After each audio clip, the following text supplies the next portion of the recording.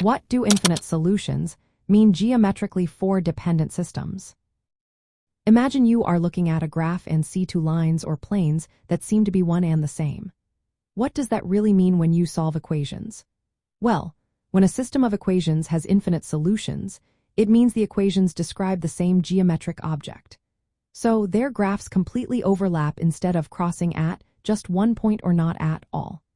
This happens when the system is dependent, which means one equation can be made from the other by multiplying or scaling. Into variables, that means both equations are just different versions of the same line. In three variables, it means the equations describe the same plane. Let's break it down step by step. First, solutions to a system are the points that satisfy all the equations at once. Geometrically, each equation is a graph. In two variables, it's a line. In three variables, it's a plane.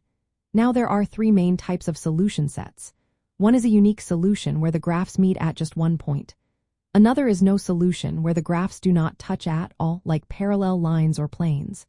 The third, which is what we are talking about, is infinite solutions. That's when the graphs lie right on top of each other, so every point on that line or plane satisfies all the equations. In a dependent system, the equations are not independent. They are multiples or linear combinations of each other. Because they describe the same line or plane, their graphs overlap completely. This means every point on that line or plane is a solution, giving us an endless number of solutions. Think about two lines in a coordinate plane that are exactly on top of each other. Every point on that line works for both equations. The same idea applies in three dimensions with planes. If all the planes are the same, then the intersection is the entire plane, and there are infinitely many points where they meet.